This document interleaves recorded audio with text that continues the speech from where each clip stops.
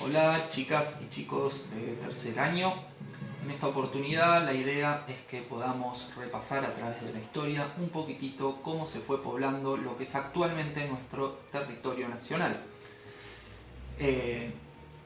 Para eso tenemos que ir bien hacia atrás y vamos a llegar al siglo XIX, que es lo que ustedes ven en tercer año, que es en el momento en el que más territorio se le saca a los aborígenes. Bien, vamos bien hacia atrás, entonces hablábamos de los pueblos originarios. Los pueblos originarios que poblaban nuestro territorio los podemos dividir en dos. El sector nómade, que es aquel que iba detrás de su comida, o sea que su economía estaba sustentada en lo que podía conseguir, cazar o recolectar. Y ahí vamos a tener en el sur, por ejemplo, a los zonas, los yamanás, bueno, un poquito más arriba los tehuelches. Después vamos a tener a los querandíes en Buenos Aires y hacia arriba tenemos a los tobas, los huichis, sobre el noreste. Y el otro sector va a ser el que va a estar un poco más influenciado por lo que son los grandes imperios de la antigüedad, que tienen que ver con, en nuestro caso, con los incas, y van a ser los pueblos principalmente del noroeste, ¿sí? Entre ellos vamos a tener atacamas, diaguitas, humahuacas, comechingones, los guaraníes un poquito hacia el otro lado, que ya van a tener una economía sustentada en lo que es la agricultura y la ganadería. Principalmente en la agricultura van a hacer algo que se llama terrazas de cultivo, que es poder acomodar, vamos a llamarle así, la montaña para poder cultivar sobre ella. Y van a cultivar principalmente maíz, papa, bueno, y otras cosas, no vienen al caso en este momento. Y van a utilizar también los animales más que todo para la carga, ¿sí? Por ejemplo, las llamas. Y toda esta organización territorial, que es muy distinto a lo que hoy conocemos como organización territorial, con límites y todo lo que significa el territorio y la posesión de un territorio que tenían los aborígenes, va a cambiar con la llegada de los españoles. Primero van a llegar a Centroamérica, pero después, en búsqueda de oro y plata, van a venir hacia el sur. Principalmente por la zona del oeste, van a llegar a Potosí, donde se van a asentar más que todo en el Perú, en donde van a sacar grandes cantidades de oro y plata. Pero también en sus expediciones van a llegar en 1516, Juan de Solís va a llegar al Río de la Plata, y luego Pedro de Mendoza en 1536 va a fundar Buenos Aires. ¿Por qué es importante esto? La va a fundar por primera vez. ¿Por qué es importante esto? Porque va a traer caballos y vacas. Y eso va a hacer que se empiecen a naturalmente esparcir por todo el territorio. Los aborígenes incluso van a dominar muy rápidamente el ganado y los caballos principalmente, los cuales van a montar a pelo, es decir, sin montura. Por eso muchas veces van a manejarlos mejor que los españoles que los traían. Decíamos, lo importante de esto es que los españoles en ese momento van a estar muy metidos con el tema del oro y la plata y van a estar centrados en Potosí, no le van a dar mucha bolilla a lo que es la zona sur.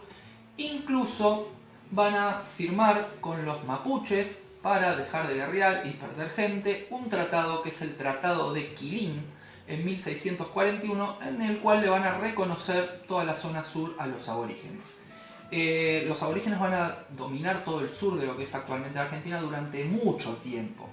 Hay veces en los mapas, como vemos, figura como que el virreinato, por ejemplo cuando se hace el virreinato del Río de la Plata, figura como que llega hasta la Patagonia, pero en realidad esa zona era dominada por los aborígenes.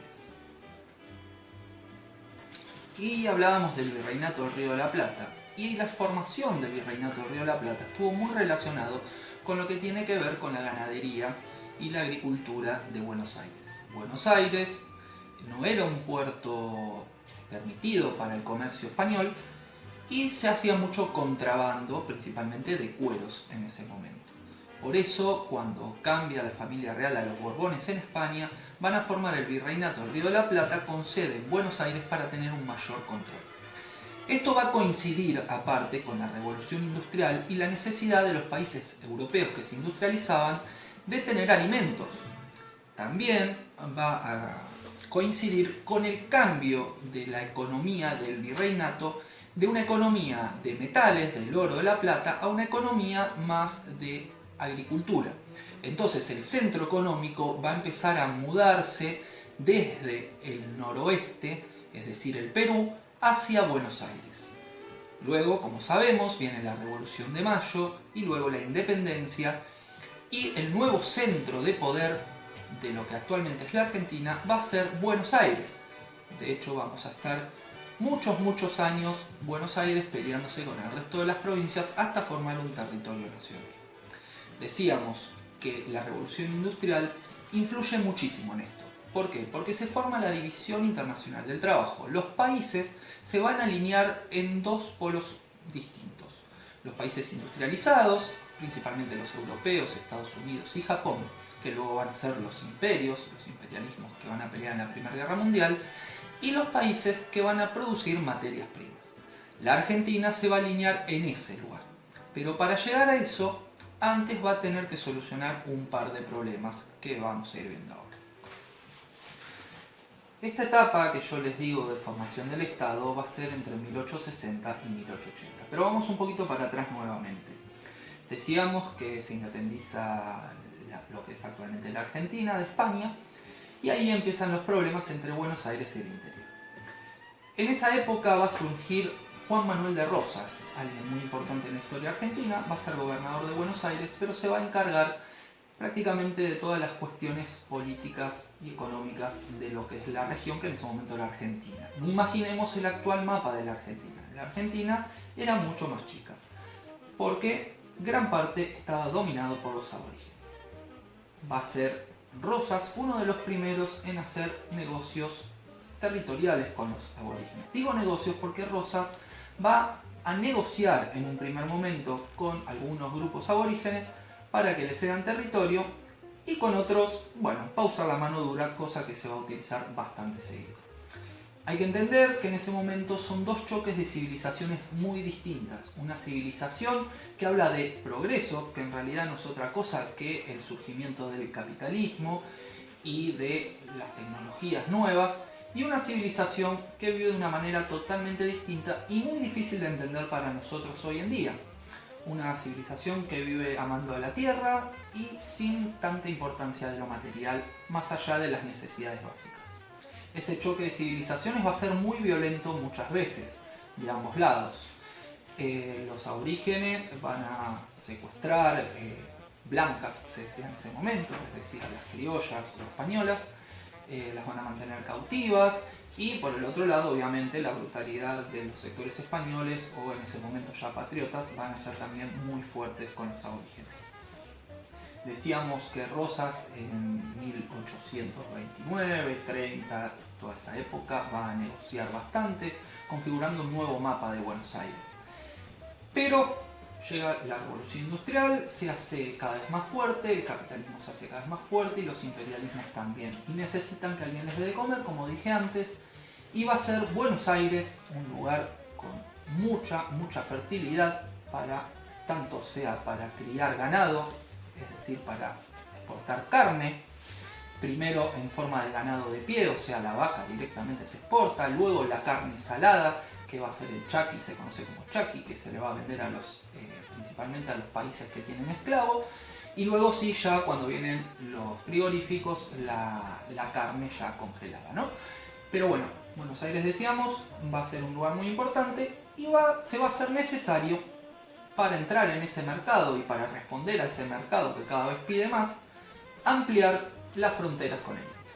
Y ahí va a llegar, un primer intento va a ser el de Alsina, que va a ser unas zanjas para tratar de que no avancen los indios y ver cómo puede avanzar él, pero no va a resultar, ya que los aborígenes son muy inteligentes y lo que van a hacer es matar el ganado para que les hagan una especie de puente y pasar el resto del ganado para robárselo por sobre los cadáveres de los anteriores animales. Decíamos, en 1880 va a ser el momento en el que sí se haga lo que se conoce como la campaña al desierto. Y acá hay algo importante, generalmente van a ver cuando lean sobre la campaña del desierto, que desierto está entre comillas. ¿Por qué es esto? Porque responde a una lógica del momento que se consideraba a los pueblos originarios como no humanos. Por eso se habla de desierto, un lugar deshabitado, cuando estaba habitado por los pueblos originarios. En esta campaña se va a extender la frontera hasta donde actualmente conocemos que es la Argentina, que es Tierra del Fuego. Como vemos, todo esto responde generalmente a las necesidades económicas y alimentarias de los distintos momentos históricos. Bueno, y como vimos en todo este relato, constantemente desde que llegan los españoles van a estar chocando con los aborígenes por el tema del territorio. Entonces yo les pregunto a ustedes, más que todo la campaña al desierto, como decíamos falsamente llamada al desierto, es muy voraz, es muy dura para con los aborígenes, y les pregunto, ¿este progreso del que se hablaba, era necesario llevarlo a cabo de esta manera? ¿Fue un genocidio lo que se hizo con los pueblos aborígenes o se podía avanzar paulatinamente de otra manera? ¿Era necesario arrancarle esas tierras? Y la pregunta final y más importante, ¿de quién son verdaderamente esas tierras? Dejo para que lo piensen y les dejo un trabajito al respecto.